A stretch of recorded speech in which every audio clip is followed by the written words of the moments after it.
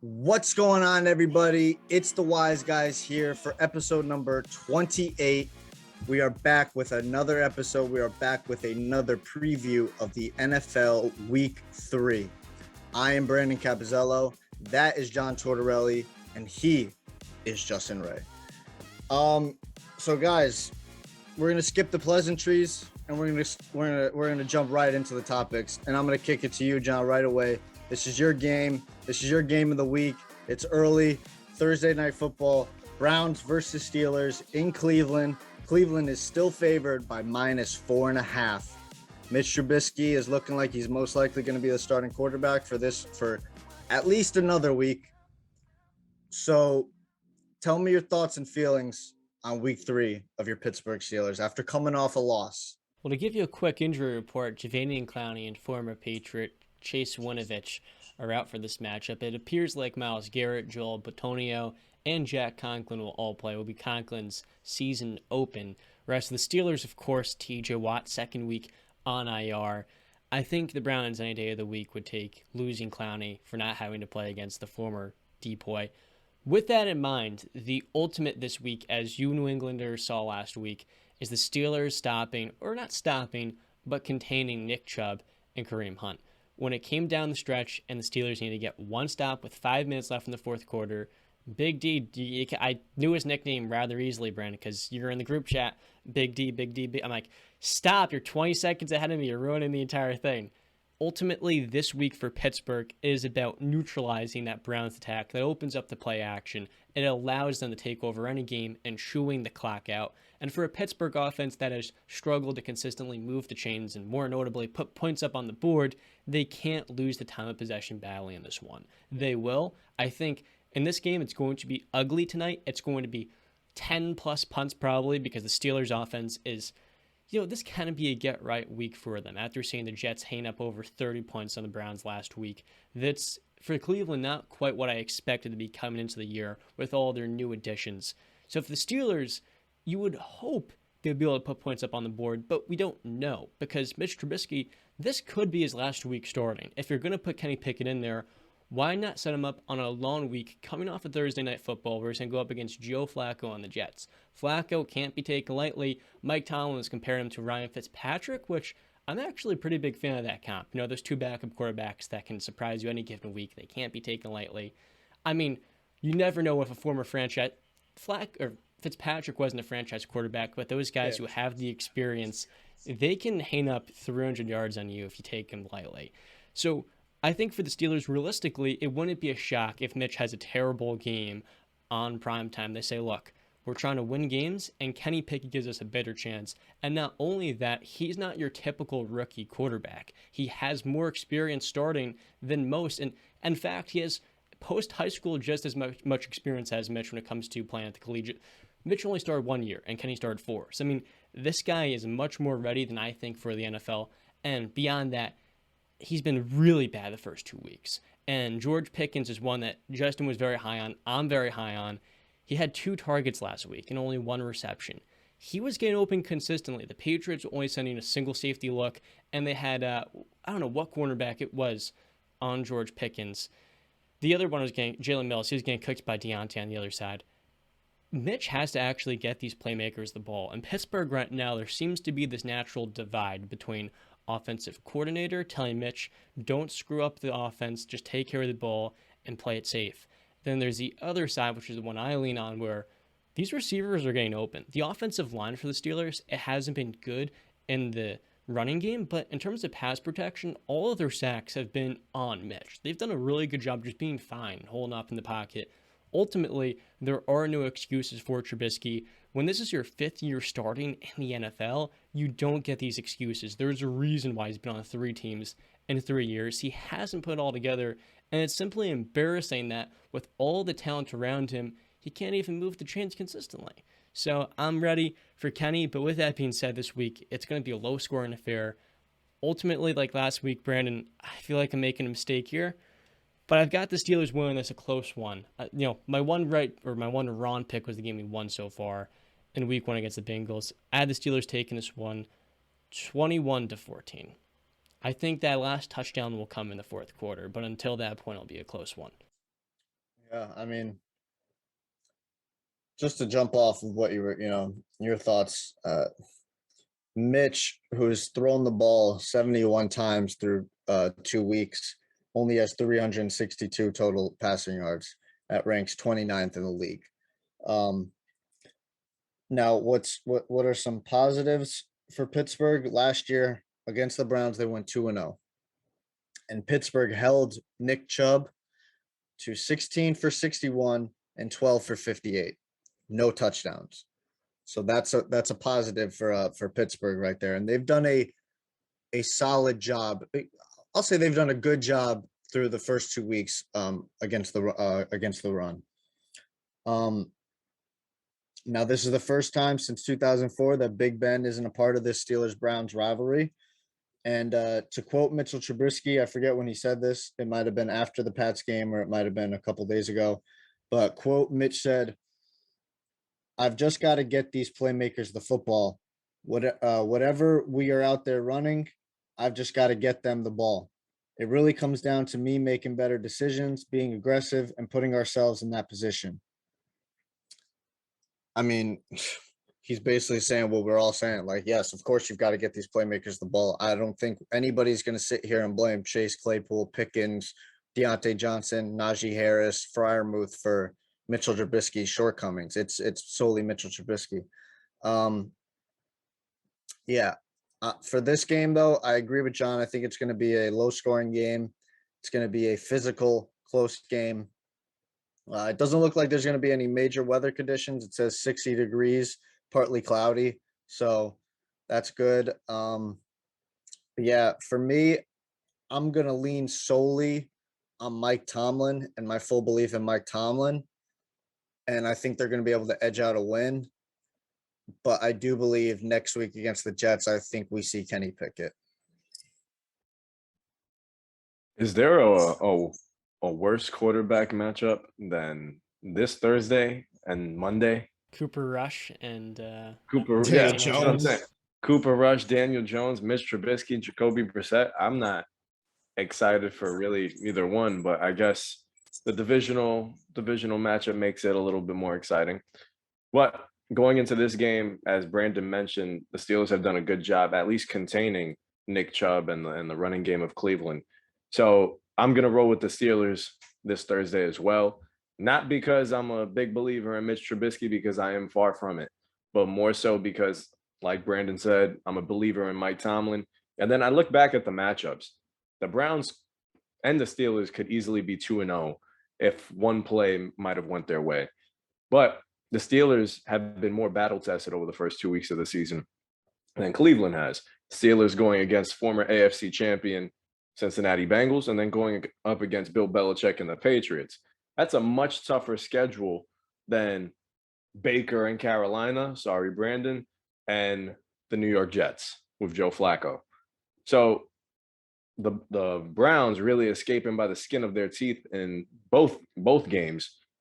I think we're going to see just how much better Pittsburgh is compared to Cleveland. I think Cleveland was getting a little lucky these first 2 weeks. All of us weren't too high on them going into the season in the first place, especially without Deshaun Watson under center. It'd be a different story if he was there, but I think we're going to see what the Browns are, and that's a losing team with Jacoby Brissett under center. If there's one thing Browns fans can hang their hat on today, it's that in the last 2 years without TJ Watt, the Steelers' record is 0-5-1. With him, I don't know, this team is 8-2. That goes to show how special a talent Watt is.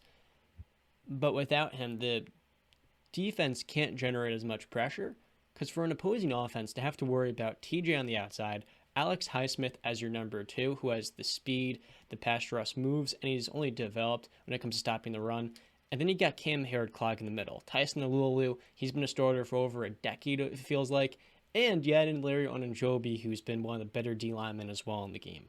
That's the best front seven in the league, arguably, when Devin Bush and or Robert Splint are just doing their role, which is a little bit easier said than done. Bush has looked fine through 2 weeks, but it remains to be seen if he can actually keep that up. I hope he does.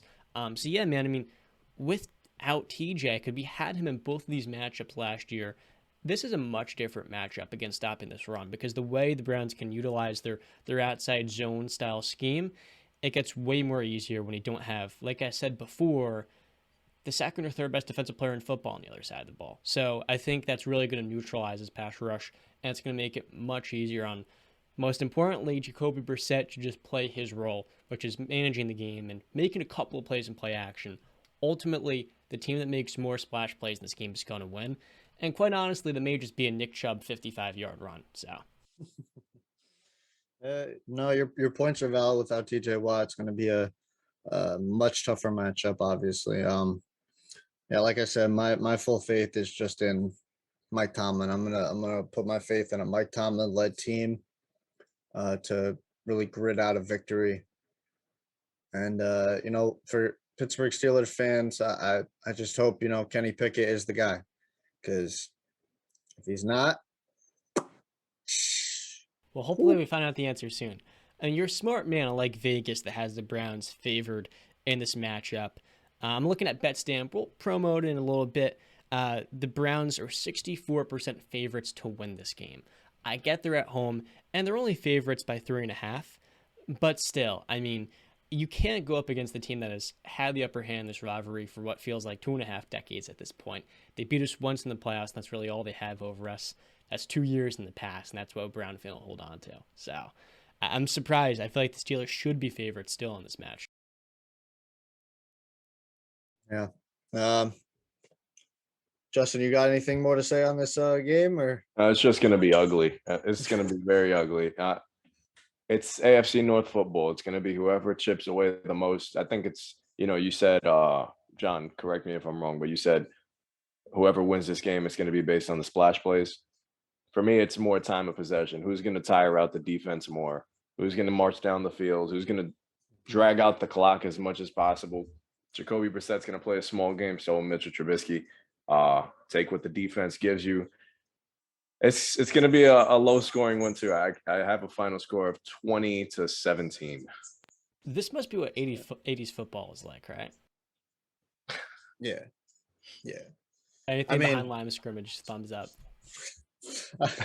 One thing I do got to say, and then we'll move on. Is I understand he's playing through an injury, right? Najee Harris is who I'm talking about, but there was a lot of praise, huh? There was a lot of praise, coming out of college for Najee Harris. A lot of comparisons to Derrick Henry. I praised him coming out of college. I believed he was going to be legit. It's been a rocky road through his first rookie season last year and the first 2 games this year. The Steelers O-line really wasn't good last year at all. Didn't really give Najee any chance. But I want to start seeing Najee, perform to the standards that we all expect him to perform at. And I don't know if this week is going to be the week. I don't know how badly the injury is hampering him, but he's got to get it going soon. Or, if he's not playing well by the end of the season, I think a lot of people are going to be like, that was a bad pick that the Steelers made late in the first round. And John, you're nodding your head no, but even you have said on times, I don't like running backs taken in the first round. There's caveats. There are caveats, but if he's not performing to the standards that you expected him to perform at, and that can be your O-line's fault, or that can be his fault, or it can be both guys' fault. He's not performing. And that means that your first round pick 2 years ago was kind of a waste. And I'm just saying, I like Najee Harris. I like his skill set. I want to see him perform to a higher level. I just want to see it now. Now let's introduce to you guys, once again, our very first sponsor of the show. We introduced it last episode, BetStamp. Now, BetStamp is a all-in-one marketplace for all sports bettors to get the easiest and most convenient and simplest way of placing bets and finding the best odds. Now, some of their points of contention are line shopping. Now, you might ask, Brandon, what is line shopping? Well, It's BetStamp's way of helping you find the best odds because every sports book has different odds. Let's say you're looking at Detroit Lions versus Minnesota Vikings, right? Could be the game of the week. The Minnesota Vikings did not look good last week. The Lions have looked good. I would kind of lead towards Detroit. I'm a big DC guy. So on FanDuel, they got Detroit Lions at plus 194. Oh, those are good odds. You know, I'm getting an underdog at a good price. But wait, Sugar House has them at plus 215. Get a little bit more bang for your buck. And that's what it's all about when you're betting. They also help you with tracking your bets too. So let's say you've placed a bet on FanDuel. Let's say you placed a bet on DraftKings. Let's say you placed a bet on Sugar House. Why go to every single app to check that? You know, it's going to get annoying. You got to go through the two-step process now where you get a text message, you got to put in the code, blah, blah, blah. You know what everybody knows what I'm talking about. It's the most annoying thing. So yeah, it's protection is good, but it's a little annoying sometimes. Well, BetStamp has it all right there for you. So you can go right into their app. You can track all your bets through all the sports books, and it'll have that right there in one convenient place for you to look. And our referral code is WiseGuys, WiseGuys. That's WiseGuys. And like I was saying, the biggest thing with BetStamp, guys, it's free. You just download the app, create an account, boom, you're in. It's that simple. You can sell your picks, do all that. They don't take a cut, a royalty, or anything like that. It's completely 100% free. So go check out BetStamp now. Download it at the App Store, at the Google Play Store, whatever your phone, your tablet, computer you have. Go download it now, BetStamp, and use our referral code WiseGuys. That's WiseGuys. WiseGuys. Thank you, BetStamp. The typical user, I was looking at their About Me page, is going to average over $1,000 per year in money made off of using their product. So, I mean, hey, it's a win-win if it's free. Go check it out for yourself and use our referral code. And be sure to let them know who sent you at Wise Guys. Well, even just to jump on that, BetStamp is perfect for new bettors. If you're new to the game, please go with BetStamp. I mean, I was new, and I'm happy that I have BetStamp on my side because just like a school student, to be a better student, you got to do some homework. You got to study. BetStamp helps you do that, keeps you in track. Go use BetStamp, guys. Before you start betting and wasting your money, do it the right way. Come on, guys. Do it the right way. You know, if you're going to lose money, do it the right way. All right. So moving on back to week 3 football. We got a big game. Justin, I'm going to kick it to you in a second. We got our game, Justin. We got the New England Patriots versus the Baltimore Ravens. We're renewing this rivalry. Oh, boy. But it's not the same rivalry as we might remember back in the day, or some of the old heads might remember, because that Ravens defense is, well, Ray Lewis, Terrell Suggs, and Ed Reed are not walking through those doors anytime soon. Let's just say that. They've got some good players, but they are not playing to the capabilities that they need to play at. Now, this is the New England Patriots season home opener. We played our first 2 weeks on the road. We are back in Gillette Stadium in Foxborough for the people of Massachusetts to go buck wild. Here we go. Baltimore is favored by -3. Interesting, but not that interesting at the same time because, you know, Vegas is looking at us and they're just basically saying, you know, they're saying what John's saying. We're offensively challenged. Baltimore's got Lamar Jackson. You know, they're going to run all over you.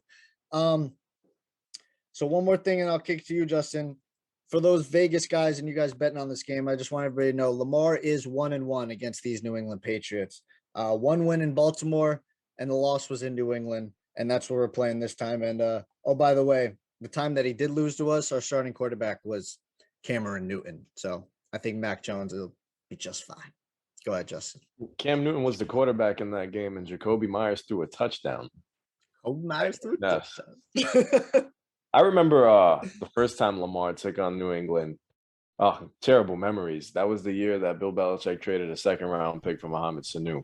So I remember that one vividly. I think actually Sanu had a decent game against Baltimore. But anyways, I actually think this is a big game for Baltimore. After that terrible loss against Miami, they had that game in the bag, literally had the game in the bag at their home turf, and they threw it away. This is a big prove it game for Baltimore. This is a big get back on track game. I view Baltimore as a Super Bowl contender, and I've been said before that I do not really believe in my New England Patriots nearly as much as I want to this year. It's just not there. I just don't see it. And this is one of those teams that I feel can put up points at the snap of a finger. I don't think New England has the firepower to keep up with that. No matter how bad Baltimore's defense has looked last week, Tyreek Hill and Jalen Waddle, Mike Gesicki are not putting on New England uniforms this Sunday. It's still going to be Jacoby. It's still going to be Devontae Parker for some odd reason. Kendrick Bourne. It's not nearly as explosive. So I can't go in there with the expectation that New England is going to put up points. So the only way for New England to come out and win this game, the only possible way would be to contain Lamar, force him to pass. And the thing about that is he's been killing it passing lately. So it's not like you have an advantage by doing so because Lamar's developed even as a better passer and he's an elite runner of the football. So I'm going to lean with Baltimore this week. I hate to say it. I feel like they're going to ruin our home opener and it's not going to be fun. I think Lamar's going to run all over us, dude.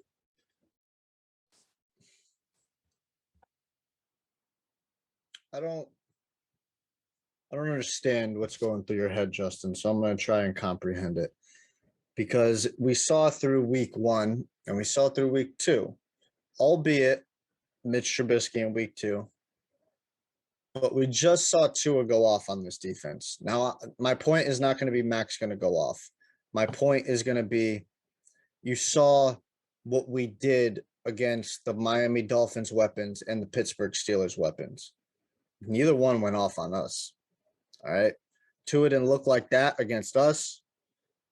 And we were able to contain the Pittsburgh Steelers offense, minus DJ, but DJ didn't get in the end zone. He was just working down the field on Jalen Mills. Our defense is top 10. I mean, Bill Belichick is still a defensive mastermind. He's got this figured out. Don't tilt your head, John, when I say that. You know it's true. And we've got really good players and one player on our defense that's going to be looking for some revenge because it's going against his former team and our best player on the team, Matthew Judon, who has been a godsend for this New England Patriots team and the defense especially. He is going to have a bone to pick, and I think he is going to get after it. Going against Lamar Jackson in practice for all those years, he's probably picked up on some things that Lamar does and how to get to Lamar in certain ways. Again, Lamar in the win against New England, the score was 37-20. That's obviously what Justin is pointing to, where the Baltimore Ravens can go off on us. But I remind you, that was in Baltimore. The one in New England, 23-17. Lamar went 24 of 34 for 249 yards, 2 touchdowns, 1 interception, 11 carries for 55 yards. And we were, I believe, either 3-5 at that time or 4-5 at that time. That's what it confused me a little bit when I was looking at that. But Damian Harris in that win, 22 carries for 121 yards. We just saw that. I know the secondary is the one that's had, but listen, our run game has looked good.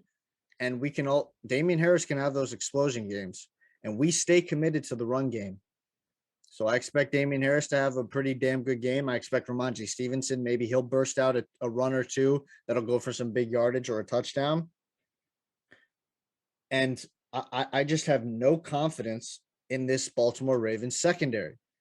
Everybody, they were ranked dead last year in the pass.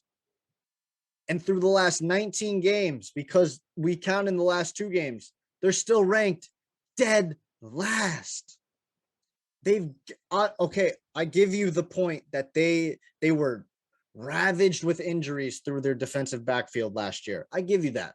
But the guys are back this year. And you might say, oh, well, it's rust. They got to get off their injuries and stuff. Okay, I'll give you that concession. But then guess what? That means they're still not going to play well through this season if they still need time to get ready. And it's still early. We just saw what they did last week.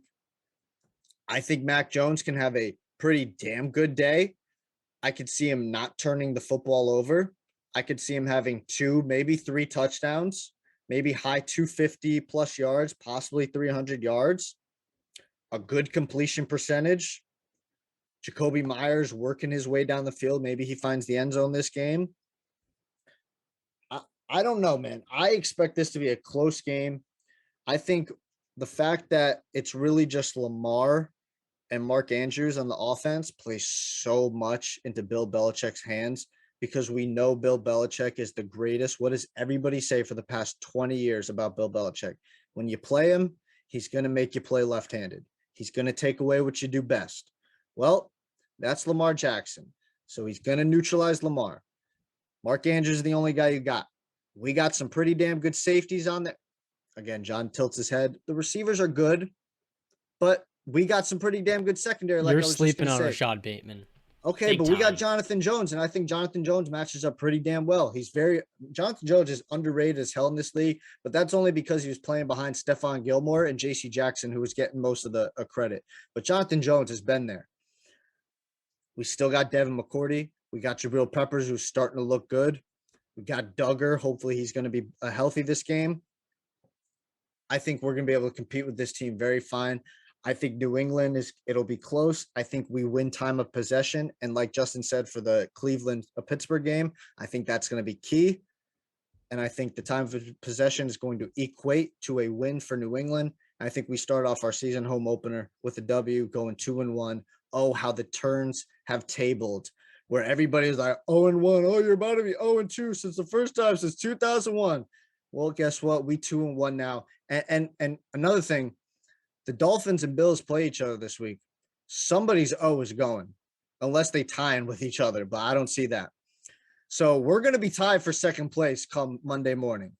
That's all I'm saying in the AFC East. John, before you go, I just want to say I'm going to use one of Brandon's favorite references, and it's you got to take off those rose-colored glasses, right? The reason why I'm saying that, dude, is and I've gotten this a lot. I'm a overly optimistic Yankee fan, overly optimistic, and sometimes my cousins call me delusional. Now, I'm not calling you delusional, but I do believe that you have those glasses on right now. I feel like you don't see where the Patriots don't match up. I feel like you're refusing to see that Lamar Jackson can absolutely shred us, no matter how good the defense is. We still don't really even know how great our defense is. It's been 2 weeks. I think we got a pretty glaring detail of how good our defense can be when you see what the Dolphins did to the Ravens defense and what they did to our defense. Now, let me ask you this, Justin. Is anything that I just said not factual? Is anything I said not factual? Well, you're saying that we can't contain Lamar, and I gave you fact. I didn't say that we can't contain Lamar. I'm saying that at any given moment, that guy can absolutely shred us in the pass game and rushing. And you probably would say the same thing about that Dolphins game too, but look what happened. They didn't. Well, I didn't anticipate us to get shredded by Miami, and they didn't. But they had the offensive firepower to do that, right? They did, and it was week 1, and they're just figuring things out. That's week 1, like you said. Week 1 with a brand new coach and a brand new offensive coordinator, brand new play calling. Yeah, brand new this. The offense was completely reinstalled in the first week. All right. Yeah, Tua did not play well against your Patriots, but Brand, first off, there's a lot that goes into this game. Well, he usually beats y'all, so I would settle down. Well, Kyle Duggar did not practice. Neither did Jacoby Myers on Wednesday. The fascinating thing about this matchup is, you guys remember Ronnie Stanley? Yeah. Number 6 overall pick in 2016. Well, he has played 1 football game in the last 2 years. 2.5, actually. He's missed 29 of his last 30 games with an ankle injuries. Let me tell you, man, at some point he's going to have to come back for this Ravens team because J.K. Dobbins was a full participant this week in practice, but this running game has been stagnant to start the year. Outside of Lamar's career-high yard run, I think it was 75 or 79 yards last week for Dolphins. Is Staley practice this week or Stanley? He was limited. Limited? Yeah.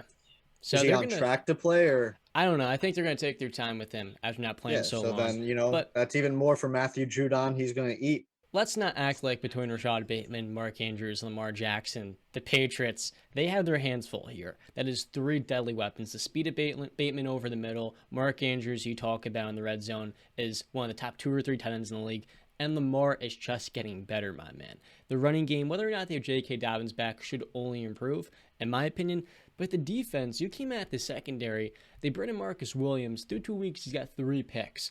Marcus Peters came back last week. That was his first football game since 2020. So you're saying it's going to take him the entire season to shake off the rest? I don't think so. It may only take him a couple of weeks. What was his injury? He tore his ACL. That's going to take him a year to get back to what he was. Everybody knows that. That is literally the fact on a torn ACL and Achilles. If you do that, it takes you a whole. Yes, it does, John. Name me the player that besides Adrian Peterson, who's a freak of freaking nature, and Kevin Durant, who doesn't play the style of game that would affect that type of injury. Name me the people that have come back from those injuries right away. KD was his Achilles. I know. I said Achilles and ACL. I paired them together because they both take a year to come back to really what you were. Name me the guy. Besides AP and KD. It takes you a whole year. I know this, and I mentioned it. That's why I said I didn't mean it's gonna shake off the rust. I should have said it's gonna take them a whole year for them to get back to what they were because of their injury. I wasn't sure if it was an ACL. I thought it was, but I wasn't 100% sure.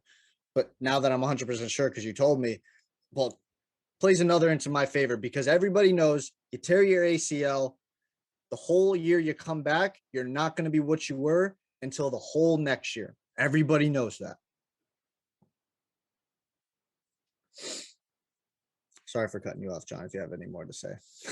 The Ravens are going to take this one on the road this week after an embarrassing defeat at home on Sunday. I'm telling you, man, you were massively underrating how good Bateman is. He is a top 20 receiver, in my opinion, already. And even Isaiah Likely, he's limited with a groin issue. There's a lot of weapons to grow around in this offense, and you guys are lucky you're facing them this early in the season where they're just trying to figure things out. Lamar Jackson clears Mac Jones, and their defense will hold up just fine against an anemic Patriots attack. You're not playing Mitch Trubisky this week. Settle down. You're going up against a top 10 quarterback, so buckle up, buddy, because you're not going home, or you're not going to be 2-1 on Monday. You're going to be 1-2. We've been. Hey, guess what, John? Been there, done that. Yeah. How many playoff wins do you have in the last 3 years? That doesn't matter. It doesn't matter, really. Okay. Well, because we all knew that when Brady left, that we were going to be in a little bit of dishevelment. Everybody knew that.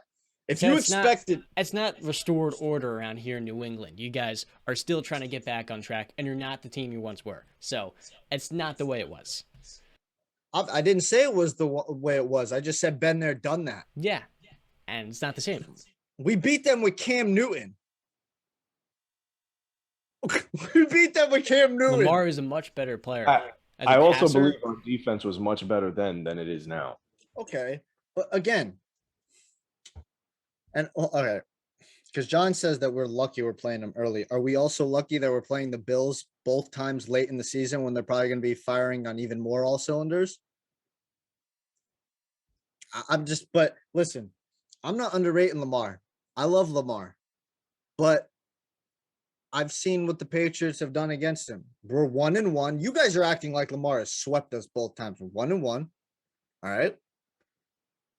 We're going into this game. It's in New England where we beat Lamar. We're coming off a win. They're coming off a terrible loss where their morale is low. It's low. They've got to be feeling bad about themselves for letting that happen. I think this is a perfect opportunity for New England to capture a win. I know everybody's underrating us. Everybody. I don't think anybody's picking New England to win this game besides me. I got to be honest. But I have faith in my team that when teams play us, it's different. They don't look like they do against other teams. And you guys will see that on Sunday afternoon when this game happens at 4:30. You're going to be like, Brandon, damn, you were right. Lamar ain't looked like what he looked like the first 2 weeks. I'm be like, you know what? Just call me Mystic Cat because I predict these things, man. I hope you're right. Hell no. But I don't think you will be, bro. I really don't. Just to let you know, through 2 weeks, your offense is averaging or has a total of 24 points. The Ravens has a total of 62. Okay.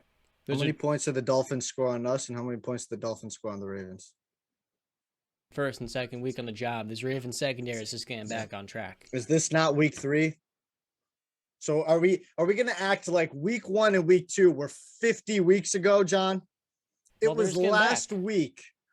What just happened? We're both new. We're both still trying to figure out what we are throughout the season. It's not week 7, week 8 yet, week 9, where all teams have pretty much found their identity.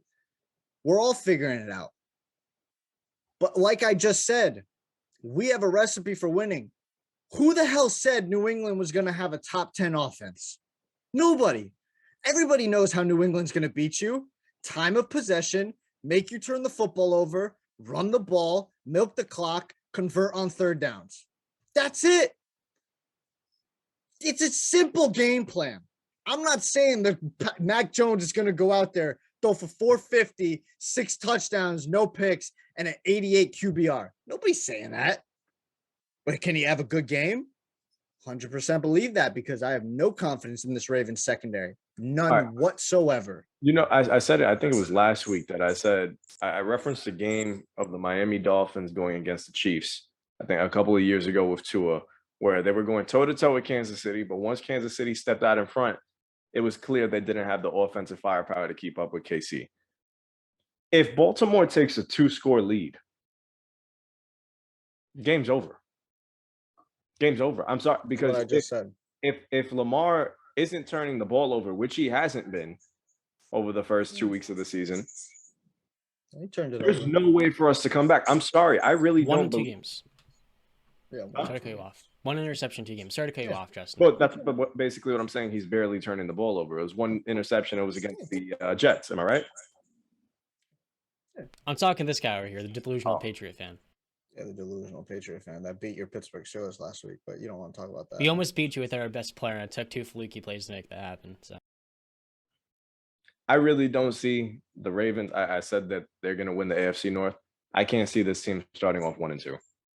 It's not going to happen. I think they walk into our house. They beat us. I got 28-20 Baltimore. Good call. I got 24-27 Baltimore. It'll be a close game, but I don't see it, buddy. Moving on to our next team, huh? 23-20. All right, let's get it. Moving on to another season home opener. Oh, man, how the mighty, well, not even the mighty, how the potential has fallen, I should say. The Kansas City Chiefs taking on the 0-1 Indianapolis Colts in Indianapolis. Man, the Colts have looked bad. Justin, was it you that had the Colts in their top 5 teams entering the season? All right, so I'm going to kick it to you because I want to know your thoughts on what you think about Indy. Are you off? Do you think that, because I think this is must win game. You lose, it's over. Season's over. Okay, so the reason why I'm not going to jump and say must-win game is because of the division that they play in. I feel like this might be, well, at least the way that it's kicking off, just a couple of years, the NFC East, the Giants were in it with like 5 wins. You know, I feel like you can definitely still contend. I still anticipate them to win this division. I believe it's just growing pains right now. Matt Ryan, didn't look too bad in week 1 against the Texans. He was 32 of 50, 352, 1 touchdown, 1 pick. Obviously, you still want to see more. You want to get into the end zone, which they had a hard time doing against Houston. And then last week against Jacksonville was just ugly football. It seems like the curse just continues. Every time they walk into Jacksonville, it's a loss. So I do expect them to bounce back. It's just tough to anticipate them bouncing back against Patrick Mahomes and the Chiefs. So I do expect this to be a good game. I do expect to see the Colts firing on all cylinders.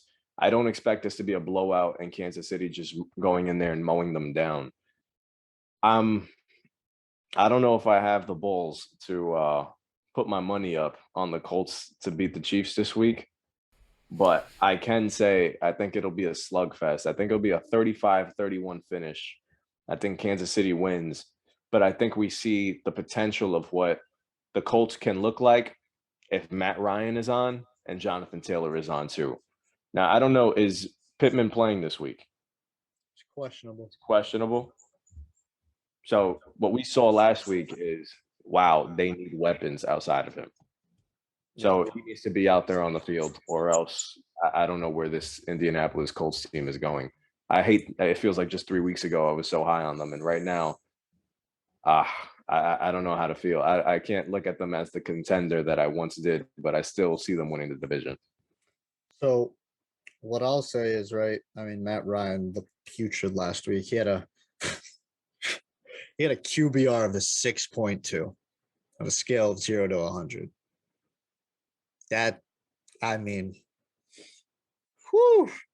All right. But here's something that's going to be good. Their mainstay on the defense is most likely going to be back this game, and that's Shaquille Leonard. He practiced for the first time yesterday. It's going to look like he's going to play for the first time this year. That is big when you get that guy that's in the middle. That's going to be the defensive general, the guy who's going to call out the plays and all that stuff. When you got that guy in the middle, everything can kind of come together and work around him. Hopefully Pittman and Pierce will be back, because as we saw without them, they got nothing. Absolutely nothing. But what I will say about the Colts is they play a style of football that travels, and they also play a style of football that no team wants to see at any point in the season. And that's another reason why I'm high on the New England Patriots that I forgot to mention, is they also play this similar style of football. And it's what I alluded to, which is play defense, run the ball, milk the clock, convert on third downs, quarterback, don't make any mistakes. I think that's what they need to ask Matt Ryan to do now. I haven't been able to watch a lot of the Indianapolis Colts because there's a lot of games going on at the same time. But when I do get a closer look at them, I really want to know, is this the lack of offensive weapons, or has Father Time knocked on his door? Because if it's knocked on his door, then they can't ask Matt Ryan to be the Matt Ryan of 2016, 2017. They need to ask Matt Ryan to be Peyton Manning of the last year of Denver, but better, obviously, because Peyton was really done by then. They need him to just convert on third downs, make smart plays, don't turn the football over. I think he can still do that. He's a veteran in this league. He's got the experience. He's a former MVP. He knows how to make the smart plays. That's all he's got to do, is just use your years of knowledge to help your team out. I know a lot of people are calling Frank Reich overrated and that the system does not work. Jury is still out. I think if they fail this year, I think a lot of fingers are going to be pointed at him. Maybe Jim Irsay gives him another shot by drafting a young quarterback. But it's time to, if this doesn't work out, I don't know where Matt Ryan's contract lands, if anybody has it, like how many years he's got left on it or whatever, but it's just going to be interesting how the Colts go if this season ends up being a bust. Like, where do they go from here? Like, are they going to have a record where they're just good enough, just not bad enough, where they're not that high in the draft? Purgatory. Yes, as John says, purgatory. So yeah, I'm gonna honestly, I said it's a must-win game. I'm gonna go with the Indianapolis Colts with an upset, but that's because it's in Indianapolis. A little tongue twister there. It's their season home opener. They finally get to play in front of their fans. Hopefully, the guys are going to be back. Pittman, Pierce, Shaquille Leonard looks like he's going to play. And like I said, they have a style of football that no team wants to play. They can do what teams need to do against the Kansas City Chiefs, which is keep the ball out of Mahomes' hands by running the ball and milking the clock. That's a recipe for success in the NFL. So I'm going to pick a close game. I think the Colts can identify that recipe. Maybe like a 25-21 game, something like that. 26. I feel like that's too low for Kansas City. You don't think so? But that's what I just said. They have this. I'm expecting, if I'm picking Indianapolis to win, I'm expecting the recipe to work, which is win the time of possession and keep the ball out of Mahomes' hands so he doesn't explode. I'm afraid there's way too many issues with the Colts. And quite honestly, I said this with the Raiders after week 1. We overrated the Colts. We overrated the Colts. Each and every single year, they come out and look uninspired to start. Specifically, there's no rhythm. Why? I don't know, because you've had different quarterback for each of the last 4 years. With that in mind, it feels like Frank Reich is juggling too many responsibilities between the play calling, the head coach responsibilities, because this is a trend. He tried to play his guys deep into the preseason so they would be ready. They clearly haven't been. And in losing Michael Pittman, we saw, as you said, Brandon, this Colts offense doesn't have enough weapons. They added Jelani Woods in the draft, and they have size at the tight end position. And Michael Pittman is a top 15 receiver, but without him and Alec Pierce last week, it was hideous. Matt Ryan still is fine. It's not the issue here, because we said last year Carson Wentz was the problem, and guess what? Carson Wentz was a part of it, but he was not the problem. Ultimately, it comes down to continuity. Was Wentz bad last year at the end of the year? Yeah. Is Matt Ryan bad now? Yeah. But here's the thing. It's not on those guys specifically. The offensive line has not done a very good job. 7 sacks in 2 games, 4 picks. There hasn't been the separation. And more importantly, even with Pittman, there is not this wide receiver number 2 here that can spread out the field and kind of take over in the short to intermediate game while Pittman is going to kind of set that vertical edge down the field. And I feel like for this Colts team, the defense should be very good when you have DeForest Buckner, a healthy Shaq Leonard like you alluded to, and Yannick Ngakoue. With Gus Bradley coming in, it can be one of the 5 to 7 best defenses in the league. It is up there. It has the names, it has the versatility, and they have an injection of youth as well through the draft. They come in and get Nick Ross in the 3rd round, as well as a few others that are still developing there. But I'm afraid they're only going to win this AFC South because of how open it is between them, the Jaguars and the Titans.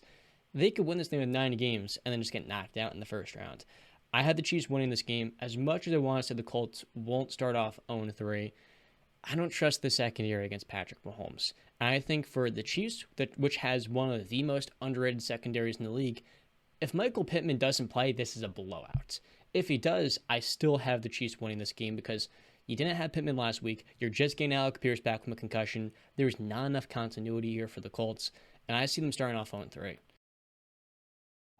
You know what's concerning about the Colts is they have such a talented team. Since Luck left, they've had the roster to compete for a Super Bowl. They've had the roster, just been missing the quarterback. But I feel like, they keep on going this route of rental quarterback. You went with Phillip Rivers. You knew Phillip Rivers wasn't going to take you to the promised land. He couldn't take San Diego to the promised land all these years. He wasn't taking you. Okay? Carson Wentz. You wanted to see more. Wow, Carson Wentz didn't have an awful season. Statistically, he didn't have an awful season, but you saw the signs already going into it, what he was and what he was becoming. He wasn't that guy that's going to take you to that next step. And now you go Matt Ryan. And while Matt Ryan is a very good quarterback, he is not. Is he the guy? No. He was up 28-3 in a Super Bowl. What happened since then? Since then, we haven't. He turned 37 years old. So Matt Ryan is no longer the guy that you want to hand the keys to the offense to. By acquiring these quarterbacks with such a talented roster, you're just closing your window more and more, because this window was wide open over the last 3-4 years. It was wide open. But those are the quarterbacks that you're looking for instead of a Russell Wilson or trading up in the draft to get some top dog. I don't know. And you know what? I don't know what. I forget when the timetables worked out. I don't know why the hell they didn't plunge for Russell Wilson. Like, if you were going to go for a quarterback, like, you go for the best one available, and that's Russell. I don't know if that was the move, given the fact that Russ is 34 years old and the amount of money and the amount you're going to have to invest into him. Here's the thing. And you know what, Justin? I'm with you, and the hell with it. I'm going to say it. The Jaguars can win this division. And just like you alluded to, Justin, the reason why is because of Trevor Lawrence. And it's not that I have so much faith in this Jaguars roster. I don't. It's because Trevor Lawrence is that darn good. With the Titans, their quarterback is Ryan Tannehill. we've seen he's looked very Ryan Tannehill this season. Matt Ryan is old. In the NFL, you need to get top draft picks to get that franchise quarterback. When you put the Band-Aid on, guess what's going to happen? More often than not, it's going to fall off. It's not going to work. But when you say, oh, let's get ourselves some opportunities with those, red chip picks, top 3 prospects, all of a sudden you get that, like we saw with Andrew Luck and Peyton Manning, the best player from a draft class. With the Colts, they've gone heavy, and this is a great defense. But ultimately, with them in Tennessee, there is that spark that they need. And more often than not, that does not come from giving up 7 picks in the draft in the next 3 years and investing all of your chips into a 34-year-old under center they're only going to have for 4 seasons, and 2 of which at his prime. You instead say, you know what? This is not our year. With the Jaguars, it was simply them falling off after 2017, and you get a top 5 pick. That's ultimately why, because Trevor Lawrence is already one of the 10 to 15 best quarterbacks in the game, and it's only going up from here. It's crazy because you watch the Colts and you use that great analogy of the Band-Aid. It's like you ever seen that commercial Flex Seal? It doesn't work like that. It doesn't work like that. You can't just throw something on it and expect it to work. No, it's going to wear off eventually. And guess what? When you're adding a quarterback that's in his late 30s, what's going to happen? Not everybody's Tom Brady and Aaron Rodgers. They're going to wear off. Yo, I'd rather watch Sam Ellinger take over as the starting. Honestly, just to see. Dude, just to he was a wouldn't you 6th round rather pick. see? Here's my take. Rather see what's there? Okay, well, they took Jacob Eason in the 4th round, too. Those are their 2 quarterbacks they have drafted. Brown, you scoffed at that. Would you rather right now Trevor Lawrence or Kyler Murray? I scoffed at what? That he's a top. No, I 10 to scoffed 15. Trevor or Kyler? Who do you want? Get 10 seconds. Come on. Don't think that's a tough one, dude. This is for TikTok. I need you to give me a quick answer. I know, but I don't have an answer. You just said it's a question that I don't have. Trevor. He has everything that Kyler doesn't. I know, but listen, I'm the Trevor guy, but I can't go that far yet. You really have to think about it with the way he was able to build off that rookie year. I can't. Again, my list is not fluid like you guys. Justin, you and I, Trevor or Kyler right now? I'll take Trevor. Trevor or Dak Prescott? Who's better? Well, who's better? Yeah, because I don't want to copy Pick a Side, my guys. Shout out to Pick a Side. They do Would You Rathers and ask the question. I'm not even asking what player you'd rather have in the next 5 years. Who is going to have the better season? And more specifically, a year from now, who will be the better quarterback? I think Dak is the better quarterback today, but long term, I'd rather have Trevor. Dak obviously is more proven, clearly, but I think Trevor's going to have the better season. I really believe that. I think it'll be close. I think that's the tier Trevor is in. Dak Prescott, Derek Carr. He's already above a Ryan Tannehill or a Kirk Cousins. I'm taking him any day of the week this year over Kirk, and that's with Kirk having everything to succeed. That's how much I have, how much faith I have in Trevor Lawrence. He has everything, and he's got the perfect leadership too. I mean, it is very Justin Herbert-like, where only 3 or 4 guys in the game have these tools and the characteristics you're looking for that embody a franchise guy. I'm telling you, Doug Peterson is changing a culture out there in Duval County. I'll admit where I was wrong. Trevor's even better than I thought. Things are changing, but I want to touch on one more thing. Duval. Let's go. There we go. But would you rather have, as the Colts quarterback right now, I know we spark this debate almost every week, so just a quick answer. Would you rather have Baker or Matt Ryan? Baker. Right? Yeah, same. Especially in this team where Baker's still young. We know what we're getting out of Matt Ryan. I tried to tell everybody, man. I tried to tell him. I called Jim Irsay on the phone. I tried to tell him. I was like, yo, you go get this kid right here, bro. Change your franchise.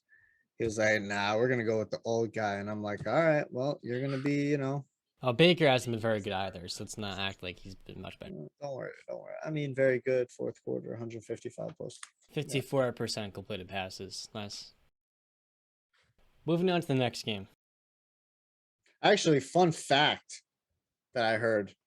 Did you guys know that it is never in the history of the NFL has a team lost on back-to-back 56-plus yard field goals? Except to the Carolina Panthers of last year. I mean, the last year. That's crazy. Do you want to know what's even crazier, guys? So I just saw a report. Is it true? So Ime Udoka is likely facing a suspension for the entire 2022-23 season, according to Woj. I just saw that now. My buddy Joel texted it to me. That was my cutthroat reaction. I don't want to take too much time up because we don't know for sure yet, but we can carry on. We'll if the report comes out in the next half an hour or so, we'll get to that. All right, moving on to the next game. The Buffalo Bills versus the Miami Dolphins in Miami. The Bills are still favored by -6.5. Micah Hyde could be out. He's dealing with a neck injury. You never want to play around with those type of injuries. Obviously, the Dolphins are coming off a sensational comeback. Josh Allen 7-1 versus the Dolphins, and his only loss was his rookie year and first game versus Miami in Miami. So I'll kick it to you, John. What do you think about this game? Two teams that are 2-0. Tua had an awesome week against the Ravens. Can any of us deny that?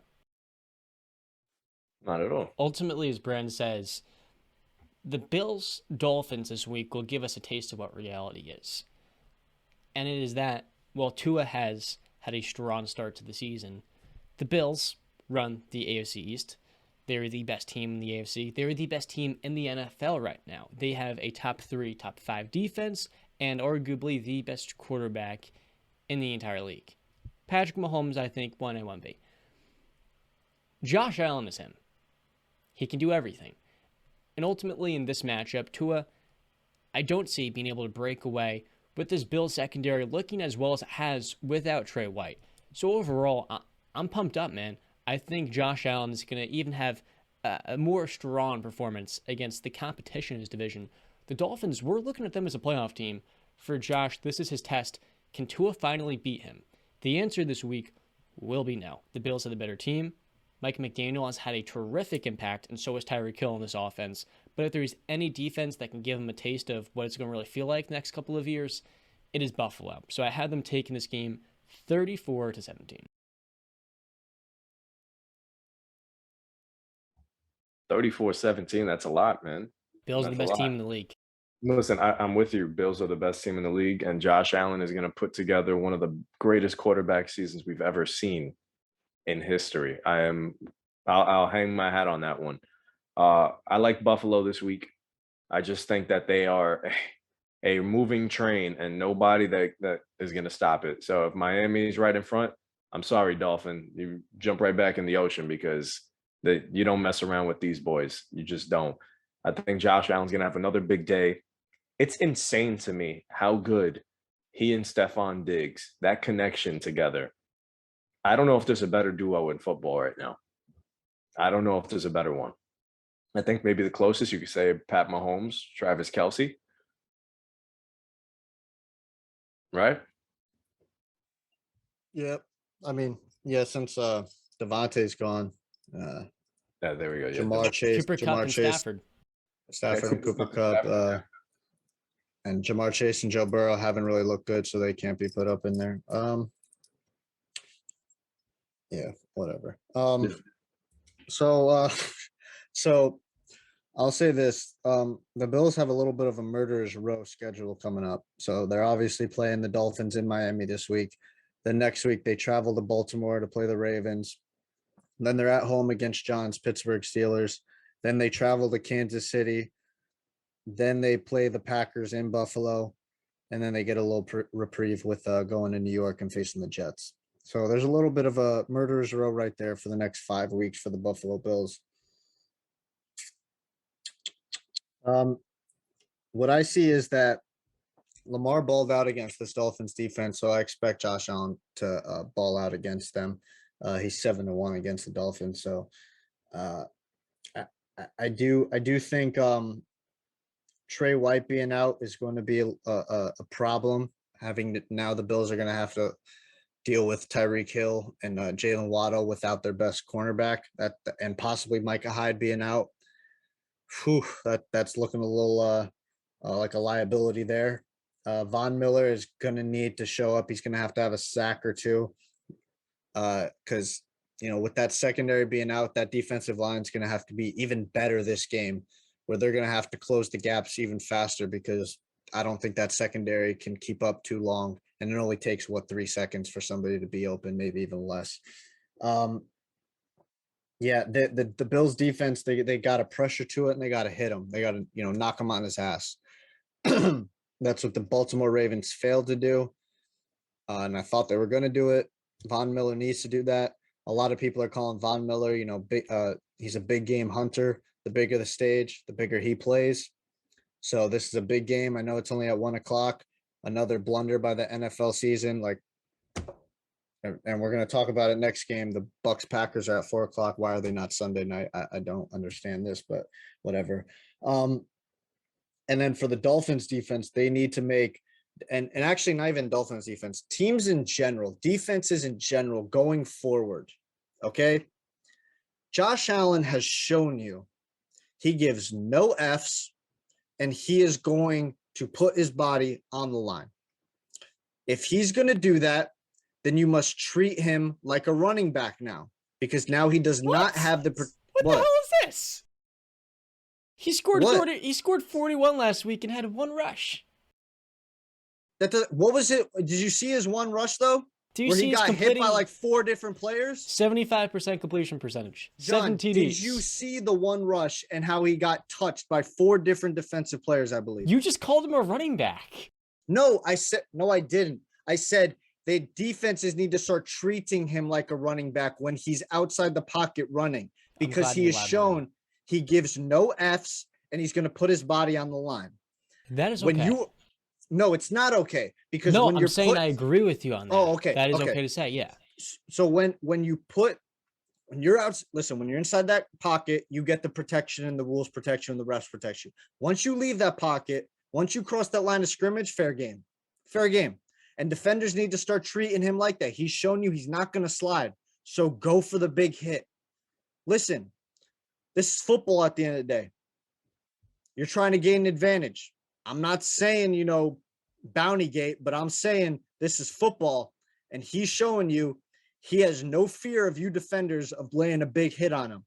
Well, you better start showing them, because just like in fighting, if somebody's backing you up, walking through your shots, throwing shots at you, heavy shots, how do you make them stop? You punch them square in the face hard as hell, and you make them respect your power. Well, good thing. That's what defenses need to do to Josh Allen. Josh Allen is the offensive fighter right now. When it in terms of fighting, if I want to use that analogy, he is backing players up.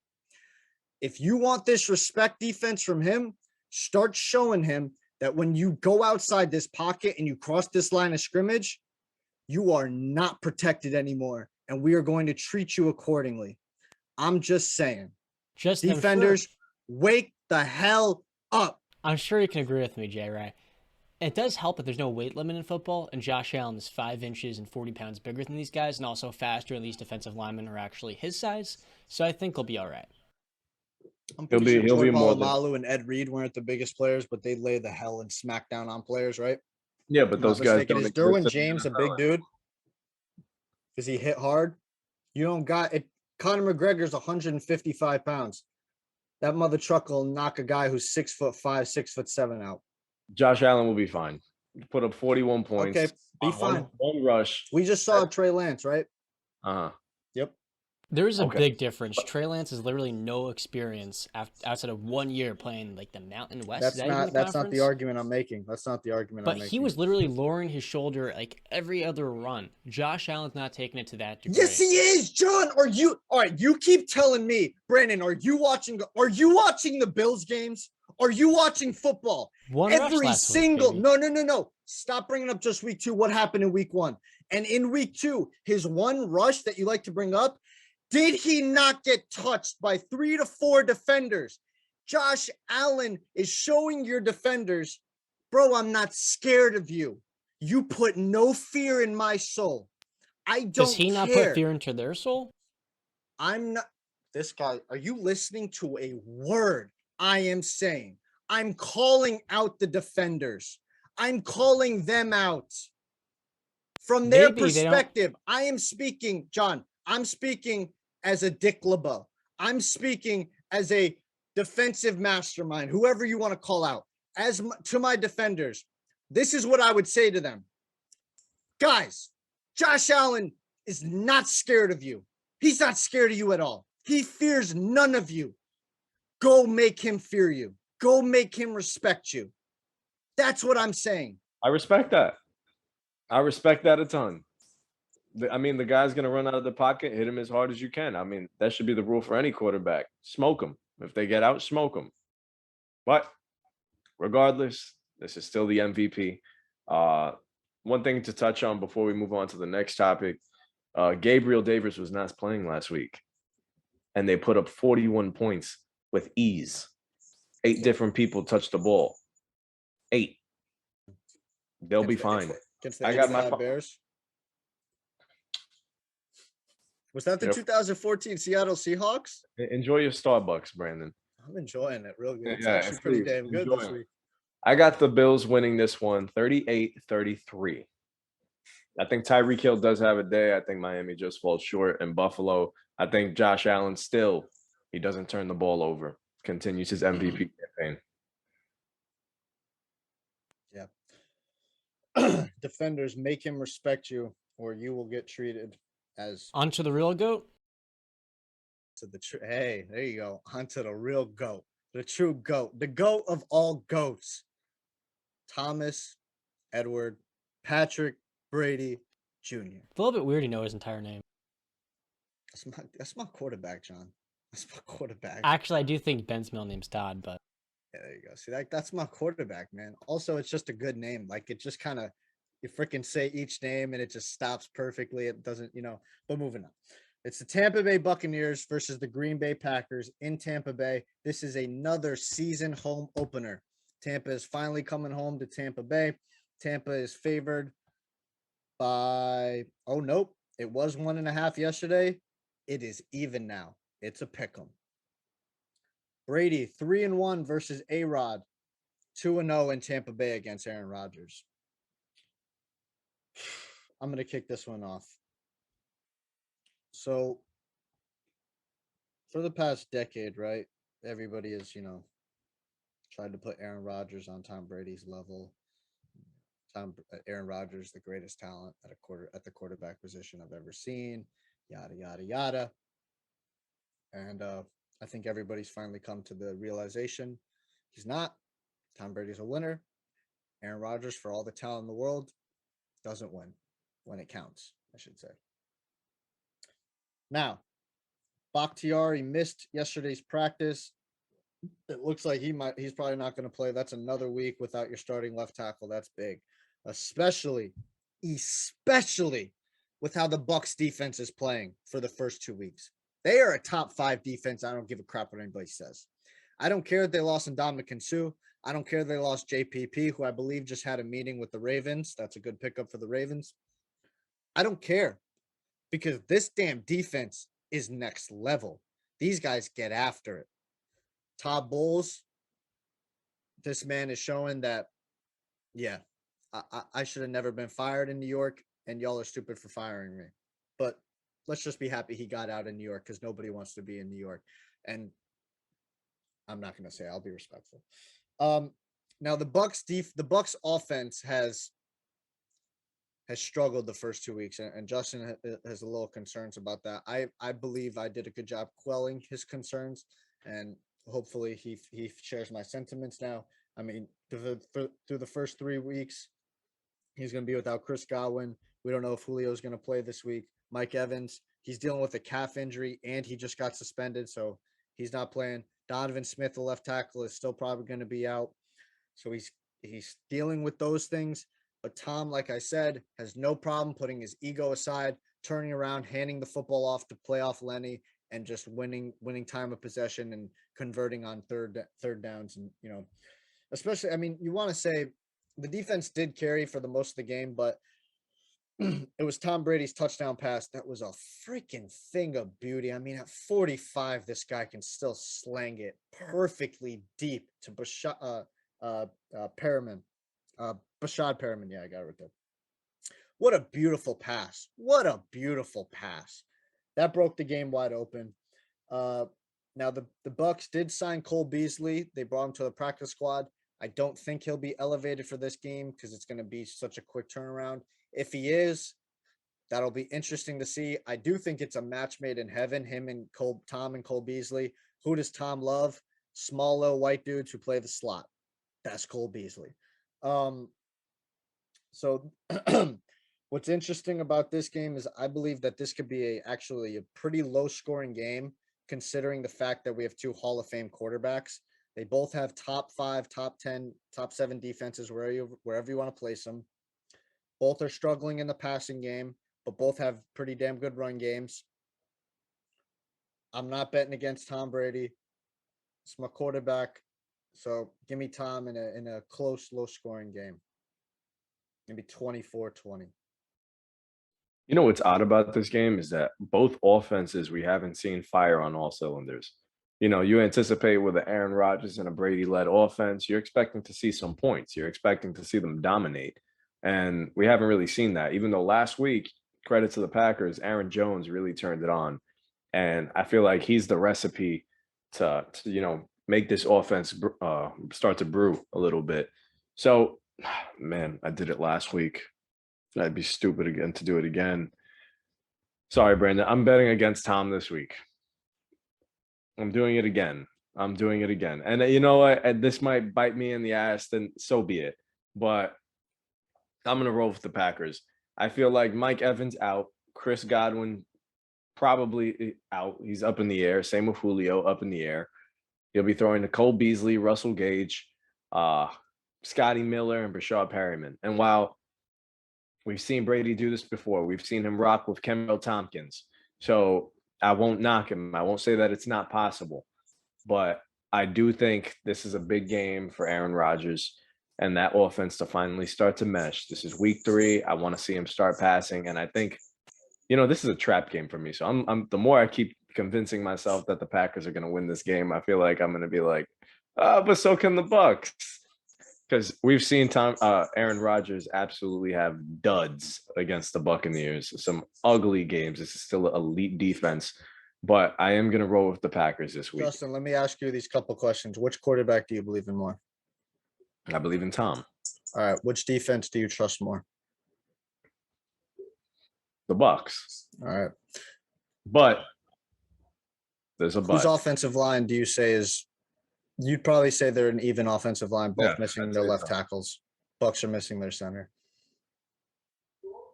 We've seen Tom take guys from the stands. Which offense is better without Mike Evans, Julio Jones, and Chris Godwin? Who do you prefer? Well, this is what I was just going to say. We've seen Tom basically before the game go to the stands, say, you, and you, put on a uniform, and I'm going to go get a W. We've seen it, all right? I know that's hyperbole, but we've seen basically that. So I no worries. Tom's going to make – you know what? I'm going to steal a phrase from Justin, and I might butcher it. Tom's going to make the timely throws, and the defense is going to make the timely stops. I got the Bucs. It's weird to say a game with 2 first ballot Hall of Fame quarterbacks, one of which is the best to play the position, will be low scoring. This is the NFC Championship game right here. I don't see the 49ers going there, Jimmy Garoppolo. That ceiling is capped. Ultimately, in the NFL, we're looking for teams with balanced offenses that don't have a whole lot of weaknesses and defenses with the star power that can make plays. And as you both say, get those timely stops in the waning moments. Look at the Packers. They have exactly that. Aaron Jones maybe had the game of his career last week, and A.J. Dillon is a phenom of a number 2 running back.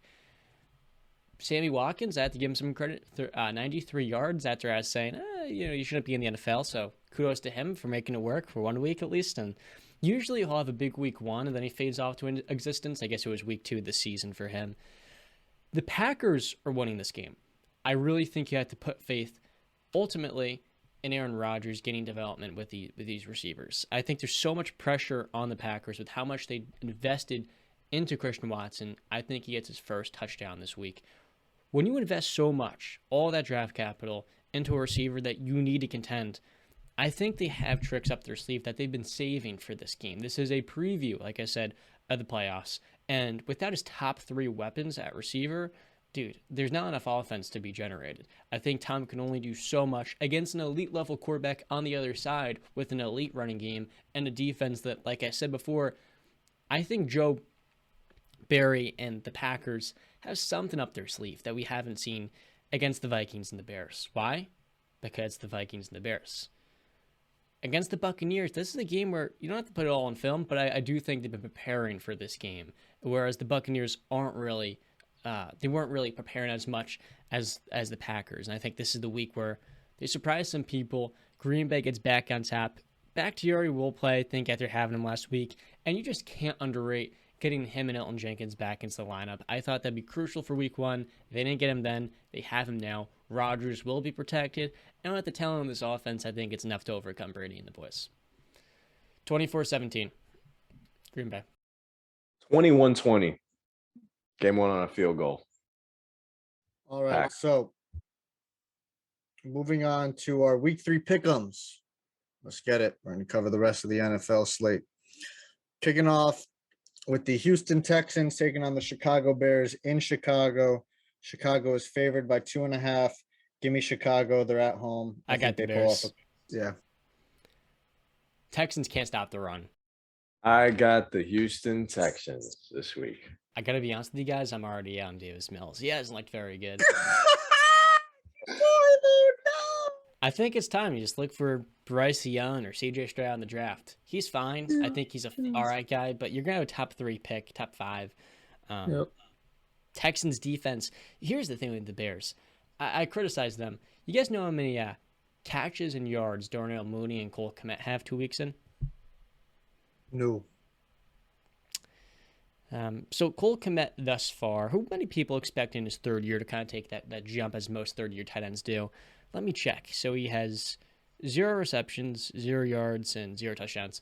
Darnell Mooney, who's the receiver 1 on this team, a guy that I've compared to Brandon Cooks, he is, to me, maybe a low-end receiver number 1 already. I get it. They weren't playing very good conditions the first 2 weeks. But when this is the best weapon in your offense and he has 2 receptions and 5 targets through 2 weeks, we have an issue here. I don't know what exactly the game plan is for the Bears, but with this horrid offensive line, they actually need to have Justin Fields throw the football. Next up, we got the Las Vegas Raiders taking on the Tennessee Titans in Tennessee. Vegas is favored by 2 points. I'll take Vegas. I think they need to get a win here. Vegas could easily be 2-0. I think they finally get their win this week. Tannehill's good. Tannehill. I have the Raiders taking this one. All right, next up, we got the Detroit Lions versus the Minnesota Vikings in Minnesota. Minnesota is favored by 6 points. I definitely think Detroit is going to cover that, but I think Detroit is also going to take the W, so give me Detroit. I'm rolling with the Lions. Amon-Ra St. Brown is an absolute stud. DeAndre Swift is a stud. I think Detroit's offense keeps rolling. Amon-Ra's last 8 games, if you equate that to a 17-game season, it would be 145 receptions, 1,500 yards, and 19 touchdowns. He is a wide receiver number 1 already.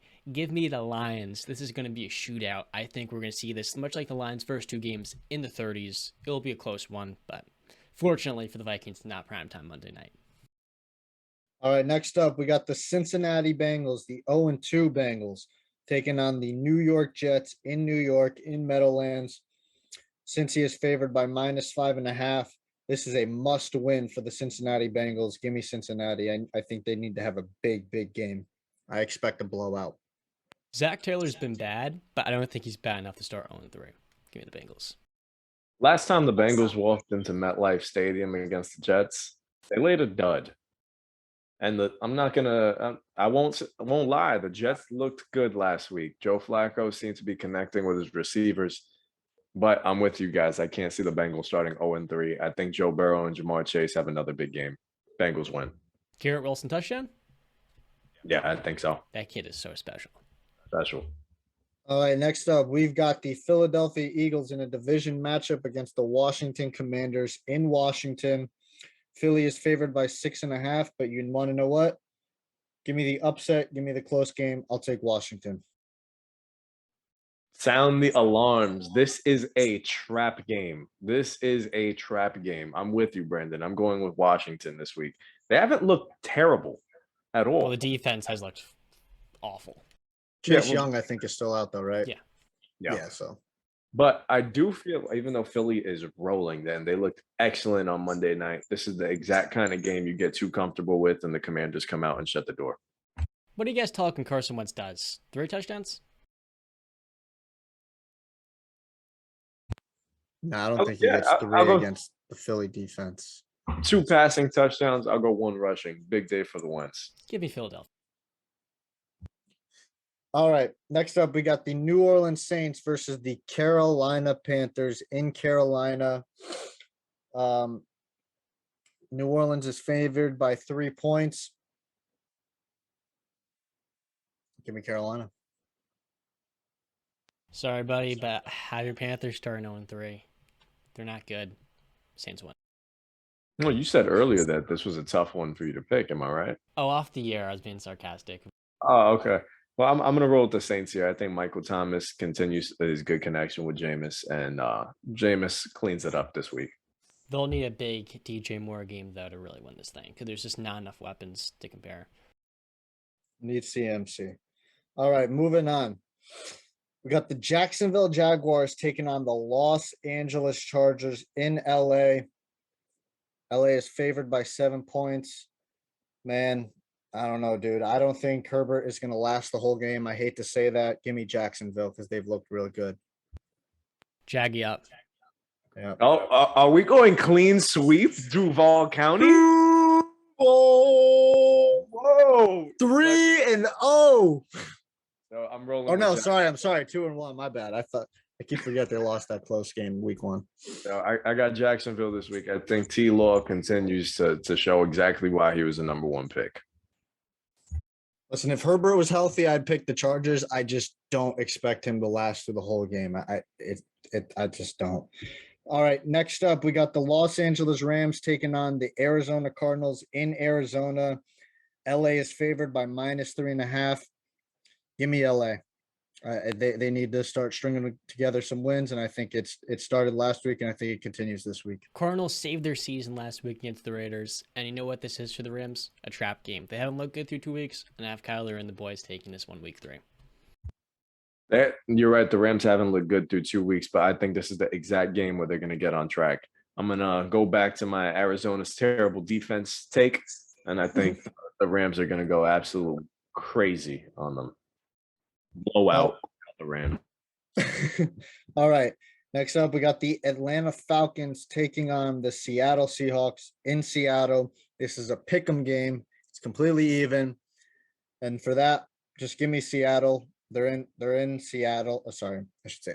Give me the Seahawks. They're in Seattle. They're the home team. I'll just take them just because of that. Give me the Falcons. Like you said, Justin Mariota is a lot better than people think. But hey, Arthur Smith, can you do me a favor and actually take the guy you took with the top 4 overall pick and use him? That'd be nice. Thank you. Yeah, he's using him as a decoy. Imagine spending a fourth overall pick as a decoy. All right, but I'm going to roll with Atlanta. Like I said, Marcus Mariota is a lot better than what people think. And this I take great pride in because the Falcons are going to win the game, their first game before your lovely Panthers. Guarantee it. Nope. But moving on to Sunday Night Football. We've got the San Francisco 49ers with Jimmy Garoppolo versus the Denver Broncos in Denver. San Francisco is favored by 1.5. Give me Denver. They're in Mile High. I think the Denver Broncos need to start getting it together, and I think they win this game. This is going to be a close, low-scoring affair. You know what, Brandon? I'm going to go with you. I got the Broncos taking this one against Jimmy G. Remember that song by DJ Khaled? All I do is win, no matter what. No, that's not what Jimmy does because he lost a Super Bowl. Oh, my God. He was great to end last season, though, before the playoffs. All he does is win. I'm giving San Francisco the edge here. Denver has not looked great whatsoever. Ugly game last week. I expect things to get even uglier when they lose at home to San Francisco. All right, moving on to Monday Night Football, the last game of the week. The Dallas Cowboys taking on the New York Giants in New York. Big Blues look good. They're favored by 1 point, but give me Micah Parsons in that Dallas Cowboys defense. Coaching matters, and unfortunately for the Cowboys, they're not going up against Zach Taylor this week. I think Brian Dable, the way he has inspired, kind of, we don't care who you are, we're a different team, is what's going to take the Giants to a 3-0 record to start 2022. Who had that on their bingo board? Not me, but get the Giants winning this one. So the Cowboys really shocked us all beating the Bengals this past week. Nobody could have anticipated that. They played a lot better than we could have ever foreseen. Micah Parsons is an absolute monster. Going into MetLife Stadium on Monday night, I'm expecting the Cowboys to do exactly what we always expect them to do and let us down.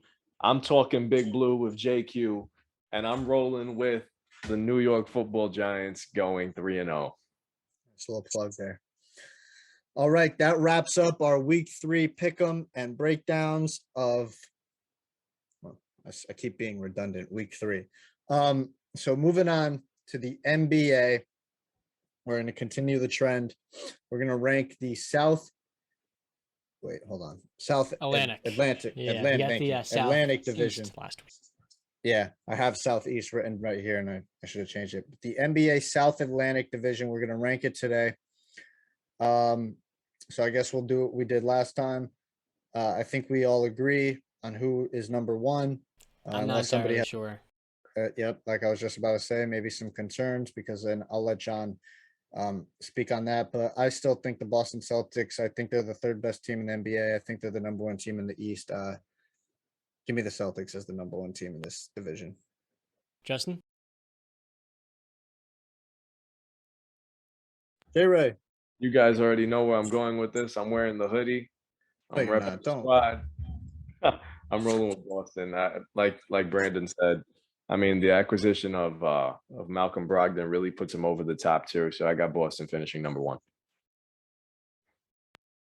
Man, I hate to say it about the NBA's darling in the Boston Celtics, but they're not as good as everybody thinks. Now, this is an awesome team still, but there's some concerns here that I'm weary of, certainly.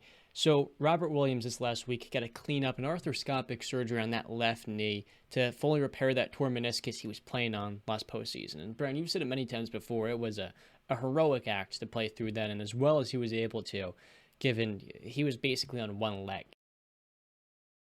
Coming in, the Celtics have no backup center. I think a guy that many people talked about for this team is Jakob Poeltl.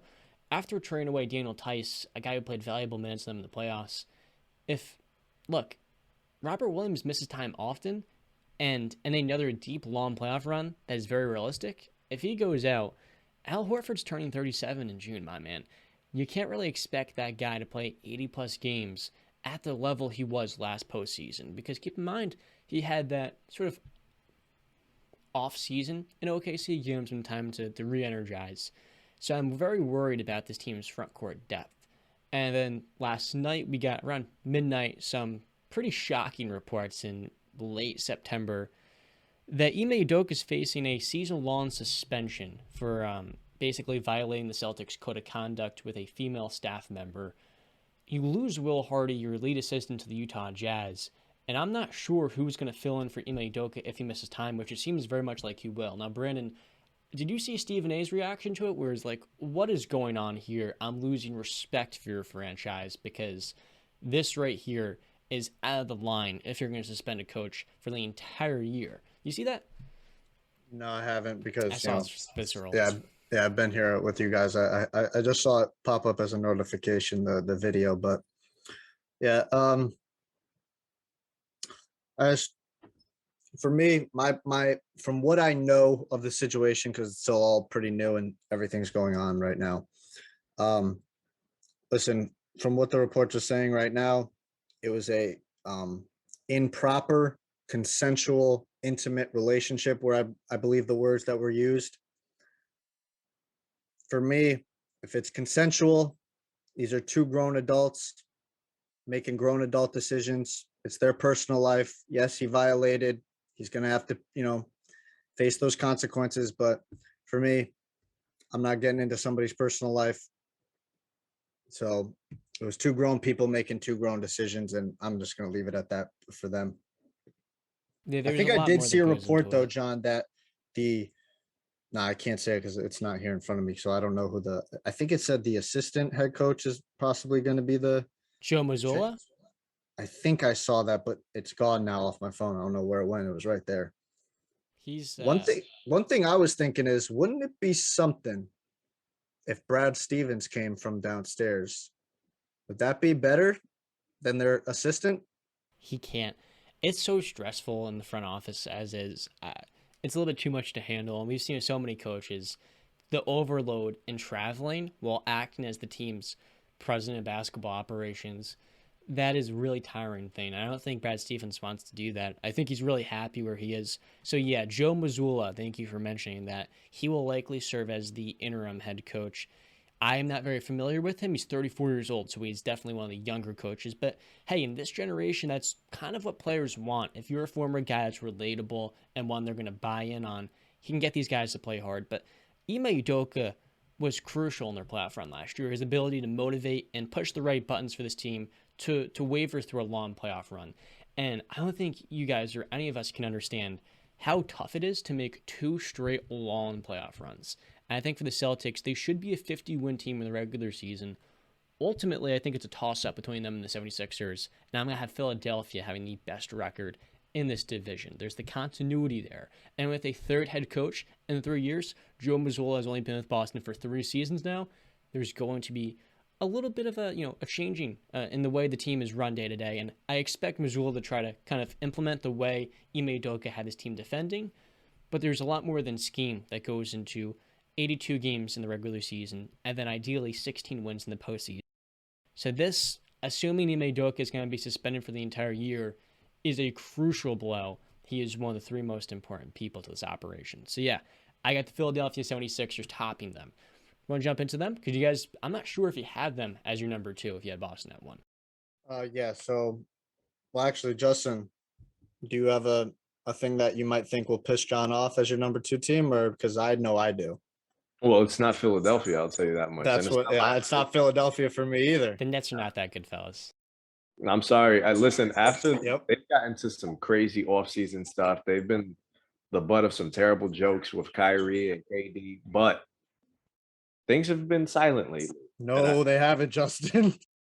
I feel like I'm not hearing too many bad. You didn't see Kyrie's recent stuff No. where he retweeted an Alex Jones post, and he also just made a comment on the vaccine policy, because I think the mayor changed the rules that it's over, but he's going to leave it, I guess, to certain boroughs or whatever is still going to be applicable. He's still talking. He loves the.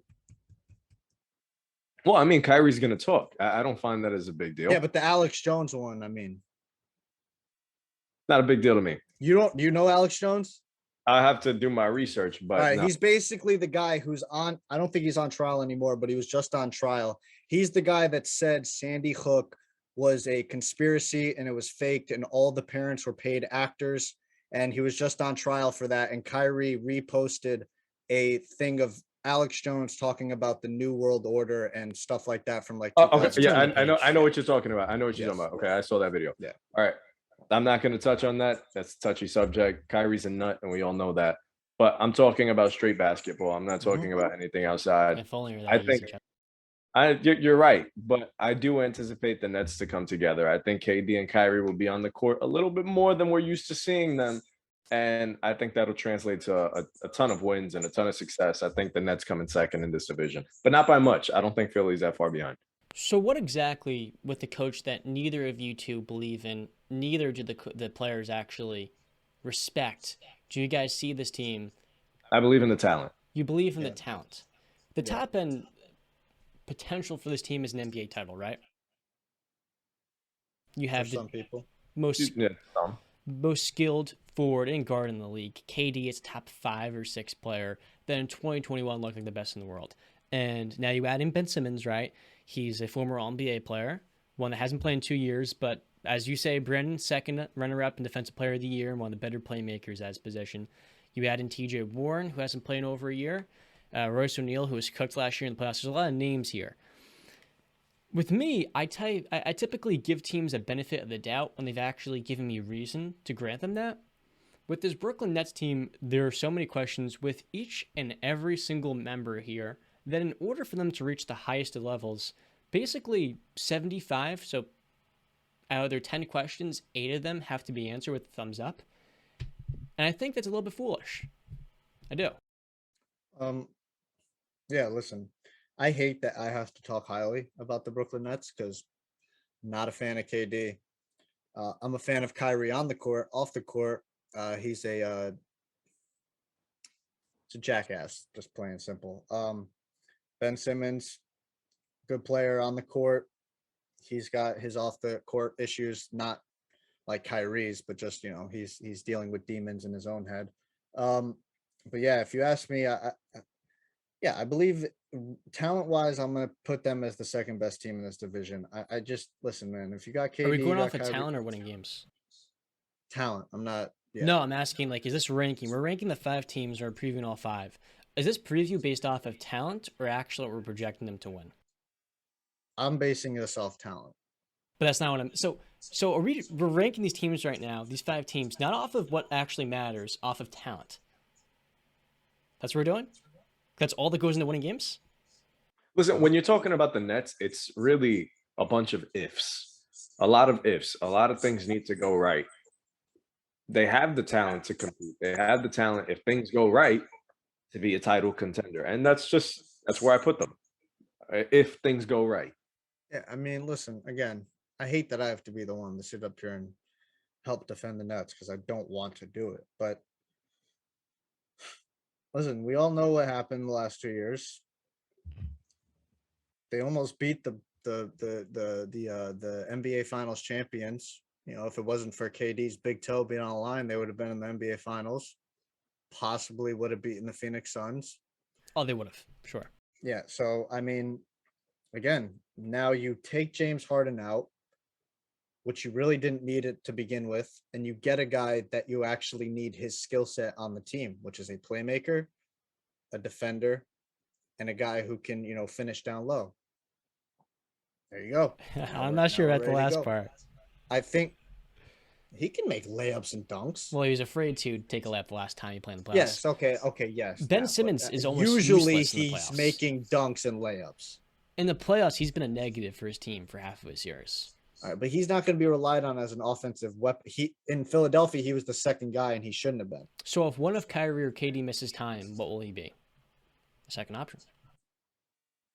Yeah, but I'm not going off of injury again. You know this about me. I don't put injury into my predictions. But KD and Kyrie have never played a full season in recent years. They've always been injured. And when KD has this big of a workload at 34 years old, he has consistently showed his body can't hold up. So it's not just you living in la la land. It's you pricing in what is reality, because that's what we're living in. Kevin Durant and Kyrie Irving are not healthy last year in the playoffs, though. Kevin Durant was coming off of a sprained MCL where he missed over a month. But he still played, though. Yeah, and he roared of gas because he had basically, no support. I'm not saying he played well. I'm just saying they played. For 4 games. They got swept. That's all they had. I'm not saying they had a long game. It was 4 games. Yeah, so that's all they played. The sample is almost useless to actually take into account. Listen, I'm just bringing up what they said. All right, then if you want to go back a year previous, where were they?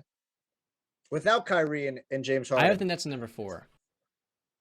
Where were the Brooklyn Nets 2 years ago without Kyrie and James Harden? Oh, Game 7, Milwaukee Bucks. They were the better team in 2021. Big toe. The Brooklyn Nets were better than the Milwaukee Bucks then? Yes, they're the better team. With James Harden. James Harden was a shell of himself. He was coming off the hamstring. Sure. He wasn't nothing. Kyrie was out. With James Harden at 20% and Kyrie on the bench, the Nets were not the better team. The Bucs were. But that's what I'm saying. That's exactly what was on the court, though. Yeah. So now you take James Harden out. You put a Ben Simmons in. Kyrie's going to play. This is nice, but I'm sure you and I could both, and Justin as well. Does that actually matter when we apply that logic to predicting something, because when you take one guy, you put another in, what that leads to is a lack of continuity, a lack of structure. And with poor coaching, poor durability, poor leadership, poor depth that you can't trust on, I don't trust this team. I just All want to right. say I just want to say for my final conclusion for this team, I'm not defending the Nets. They're not going to win a championship because I don't believe in them. I'm just saying they're the number 2 team in this division. But moving on to your Philadelphia 76ers, they're my number 3 team. The reason I have them there, like, you want to talk about KD and Kyrie's health issues, then you can't talk about that without mentioning Joel Embiid, because he is the almost leader of that. Joel Embiid, don't trust the health. James Harden's going to choke in the playoffs, so there's where I have them. I'll be honest, if you had a very negative segment on the Nets right there, Joel Embiid last year played a career high in games, and that was in spite of missing 3 weeks of COVID. I think Embiid has done a very good job. Justin, he's done a great job in recent years staying healthy. And honestly, I think he's a top 6 player in the league. I have him right there at Kevin Durant. When you have those guys, you can win at the highest of levels. No denying that. And the cool thing about the 76ers team is they don't need necessarily James Harden to be 85% of what he was in Houston. They just need him to make his three-point shots at a relatively high level and give them some juice off the dribble alongside Tyrese Maxey. If those two guys can improve off of what they were last year, which is very realistic, this 76ers team has the upside to beat anybody in the league. And honestly, I think you and I, all of us, could all agree, I have the Bucs above the Celtics. I think the Bucs are the best team in the conference. There's no one that matches up better with Giannis than Joel Embiid. And that's a playoff matchup I'm really excited to see because we haven't gotten to see those two superstars play each other yet. And in the regular season, the Sixers with Doc Rivers, they're going to win 55 games or more, honestly. And that's insane in this Eastern Conference because you have about 8 or 9 to 10 playoff teams. Maybe 55 is a little bit shooting them high, but I think they're going to win at least 50, up to 55. And when you look at the depth of this team, they added Montrezl Harrell with Paul Reed in the front court. And more notably, like I talked about Tyrese Maxey, you have PJ Tucker playing his role. He's like the best 5th starter in basketball. You have Daniel House, DeAnthony Melton as well as your 3rd or 4th guard. The 76ers are deep. They're good enough to win in spite of Doc Rivers being average. They have a lot of continuity, and they have very good leadership. I say, unlike a Kevin Durant or Kyrie Irving, Joel Embiid and PJ Tucker, they're going to hold their teammates accountable. And the guys for them that struggle in the playoffs, a la a Matisse Thybulle that couldn't really make shots. Matisse is like their 9th or 10th guy, like the 5th off the bench. And I'm saying there's so much versatility here in the way they can use lineups. They're the best team in the Atlantic Division. I like Philly. I've been high on them before. I think they can go deep in the playoffs this year. It all depends on what kind of James Harden are we getting. Obviously, I don't think we're going to see Mr. 30 points per game James Harden again, but just a efficient one that can knock down shots when absolutely necessary. That's still what you want to see out of James Harden. But yeah, I still got them finishing 3rd. I like I said, it's not too far behind Brooklyn. I think both teams are going to be absolutely fantastic. It's just a matter of who goes further in the playoffs. But we're talking about divisions. I got them 3rd. And this is the best division in the East. So easily. Number 4, I got a team that I know John's pretty high on, the Toronto Raptors. They got a nice young core led by Siakam. Nick Nurse is a very elite head coach, but don't think they're there yet. Don't think they can compete with the top 3 teams in this division for me. So that's where I place them. They almost pushed the 76ers to 7 games with Siakam and not Siakam, Scotty Barnes and Thaddeus Young all missing time in the playoffs. I think this is the most disrespected team in the league because when you have a bunch of 6'8" guys that can pass, handle, most of them can shoot, create for themselves, defend, and switch, they can compete with any team, honestly, Brandon. I think they have the versatility to really not have any liabilities. Gary Trent's one of the best 3-and-D wings. Friggin' the only guy that's under 6'5", 6'6", and Fred VanVleet is an elite defender. So this is going to be a top 6 or 7 defense with a top 6, top 4 head coach. And offensively, we're just starting to see what Scotty Barnes can be as a number 2. I don't think he'll be the highest of a superstar or championship number 1, but when you pair him with Fred VanVleet shooting from all cylinders from 3, Gary Trent Those guys are going to be lights out from deep. Pascal Siakam and OG Anunoby can attack as well in transition. This offense can be one of the better ones in the game as well. So I had them pricing in just above Brooklyn at number 3. They have coaching, which is a key component, continuity, leaders, because I think this team's one of the most accountable groups. They develop well, and most of all, it's a pretty durable group for the most part. So you guys know where I want to go with this, right? And the Knicks. But I absolutely can't. I can't put the Knicks over the Raptors. I just can't. I do feel like the Raptors are a better team. Excuse me, guys. It's pouring rain. I hope you guys don't hear that in the background. I don't. Okay, but yeah, I'm gonna go with the Raptors over my Knicks. I won't harp too much on the Raptors. I don't feel like they got too much better in the offseason. It's just more about development and what players are going to take that next step. Much like the Knicks, while I think the Knicks did improve this offseason with Jalen Brunson, I see every team in this division winning 40-plus games. That's reasonable. And the Raptors' key additions were Otto Porter from the Warriors, good shooter, good role player, and Netflix star Juancho Hernan-Gomez. Those are very good additions. Last year for Toronto, they had the worst bench arguably in basketball. If it wasn't the worst, it was 1 or 2 or 3. So now you have a lot of shooters and a lot of size and length. This team, like I said before, you can call it Project Jurassic, Project 6'8", whatever it may be. Precious Achiuwa for them as a player I'm looking at as the breakout candidate in this division. Last year, he was knocking down threes at a relatively high level by the end of the year. And keep in mind, this was a player that they got for Kyle Lowry. So Masai Ujiri saw a lot of upside in him, enough to say, you know what? We have to make this deal. We're going to bring in Goran Dragic, who became a depressed asset. And ultimately, if Pascal or Scotty misses time, Precious can be plugged into that starting lineup. And with his skill set, man, I'm afraid to see what they can develop there with him. Because that could be a special player in the progress in the ranks. Precious. I like them too. He's going to be good. Yeah. Still hold my Miami. Whatever, it doesn't matter. All right, number 5, the 5th team, the worst team. I mean, are we surprised? It's the New York Knicks. And why? Because they're still the Knicks. That's it. So, Justin, you want to... Because, wait, John, dramatic pause here. Because like Justin likes to say, whatever can go wrong will go wrong.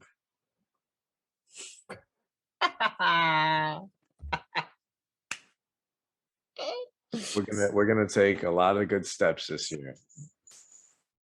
We're gonna climb that mountain, man. Slowly but surely, we chip away. We're getting better. I could say it all I want. I had an argument actually. This is got to throw this in there. So I was in a meeting with my boss and a couple other coworkers, and we're just talking basketball at some point, and start talking about the Knicks. And my boss goes on this tangent saying, nobody really cares about the Knicks anymore. The Knicks are what they are. Nobody wants to be in New York. This, that, and the third, crapping on James Dolan. Nobody cares about Dolan. Nobody gives a damn about him. He's keeping his nose out of the business. So stop bringing him up whenever everybody wants to slander the Knicks. He has nothing to do with it anymore. And so they were like, so then what's the problem with the Knicks? We're just cursed. We're just cursed. It has nothing to do with the owner. Bad crap just happens to us, and we're used to it. But things are going to change. I am 24 years old, and never once in my life has a Knicks team had direction. They have direction now. They have purpose now. We know what they're doing. We know what they're doing. There's something to believe in. I'm not going with Bing Bong. I'm not going with Knicks tape. I'm not doing any of that nonsense anymore. I'm just going to sit down and try and enjoy Knicks basketball. That's it. What is Knicks tape? I know what Bing Bong is. The interview in the street. But like, you always say no more Knicks tape. Is that like a hashtag on Twitter or something? Yeah, that was a hashtag started with Iman Shumpert and J.R. Smith back in the day when we were rolling. So it was like hashtag Knicks tape. And they still do it. I still see it every now and then. But I'm telling you, Obi is the real deal. IQ is the real deal. Just give him minutes. Give him time. Let them play consistent basketball. Give them 25 plus minutes a game. Please. I want to see it. Justin. We know what D Rose is. I love D Rose, but give IQ some some love, man. He needs to play. They all need to play. I want to see McBride out there. I want to see Grimes out there. Let the youth movement happen. How about? Oh, sorry. No. How about Tom Thibodeau's favorite young player, Cam Reddish? I would love to see what that guy's made out of, man. He has insane talent, but no minutes to work on it. And I understand it. Thibodeau is much like Belichick in the sense where, you got to earn your reps in practice. And if you don't, then you're not playing. But guess what? Your method isn't working. You're not Belichick. You don't have the rings to show it. So you got to play these guys. You got to see what they're made out of. And you know what? When you're playing them, if we're not winning games, then we have assets to trade. So Justin, Play them, man. Justin, Jesus. James Dolan took over the team in 2001. Here we go. 5 playoff appearances, 1 playoff series win. That's it. That's why everybody says Dolan. You're the leader. You've been the leader since 01, and that's what you got to show for it. He's not the leader anymore. He's like Jerry Jones, except Jerry Jones has a history of winning in the 90s. Yeah, he learns. He don't got none of that. Jones kind of started to learn the right way to kind of manage. And I think with the Knicks, they're not a pushover, guys. This is a team we laugh at because they miss out on Donovan Mitchell. Oh, now they're interested in Shea. Oh, next thing you'll know, it'll be like, I don't know, Donovan again. But Derrick Rose is saying he's the healthiest he feels like he's ever been. And he's kind of forgotten about in this mix of talent. The Knicks have a very deep group of young players, and I've talked at length about RJ and Quentin Grimes. That's a very good forward tandem. Ultimately, this is a team that's going to compete defensively because that's what Tom Thibodeau is trying to do. He is coaching with his back against the wall. No matter how you want to look at it, he is on the hot seat. Julius Randle, the last time he had something to prove in New York, developed his game enough to be an All-NBA talent. Was he deserving of getting the MVP hype he was getting? Definitely not. But ultimately, when you have your back against the wall, much like the Knicks did in 2020, going into 2021, we saw, oh, wait a minute. This team can make a blueprint to compete. They're definitely not a playoff team to me. But I do think they can make it to the play-in, and if a couple of players go down and things bounce their way, they can make it to the first round, and we'll have a much more optimistic viewpoint of this team a year from now. At the end of the day, I think Tom Thibodeau is the second worst coach in this division. It's a toss-up between him and Doc Rivers, but I think there's a lot of young talent here, especially in RJ getting his extension, and Quentin Grimes in his second year as a starter. Hopefully, Evan Fournier as well is a very solid 3-point shooter. I just think Tom Thibodeau has to start to adjust, otherwise he's gone, and they'll get a new mind in here that can properly support this young talent by putting them in the right positions. Evan Fournier is not Reggie Bullock, but what he is a 20-point-per-game scorer with the ball in his hands that can drop 35 any given night. RJ Barrett, when you have the offense run through him, he can drop 30 any given night. Derrick Rose coming off the bench. Him and Emmanuel Quickley can make for one of the best guard tandems off of any bench. And I think Isaiah Hartenstein was the most underrated pickup of the offseason. Brent, I know you don't really care about Isaiah Hartenstein, but I'm telling you, the value they got in that kid, he was the best backup center in the league a year ago. Between him and Mitchell Robinson, this team is deep, and honestly, I think they're going to be much better this year. They're just not going to win much more games. See, like this is another problem with the play-in tournament, because now people are going to use it as like, well, look, we made the play-in, dude. Like, no, it's purgatory. No, you don't get to do that. And if anybody ever says that in front of me, I will laugh in their face. If they ever use the play-in as an accomplishment, I will laugh in your face, because it's not an accomplishment. It's a runner-up trophy. It's an what the hell is the word? I'm missing it. You came in 9th place. Participation award. Get out of here with that. All right. So, yeah, that's all I gotta say. So is that you hit the nail on the head. Yeah. Are we good on the NBA South Atlantic rankings?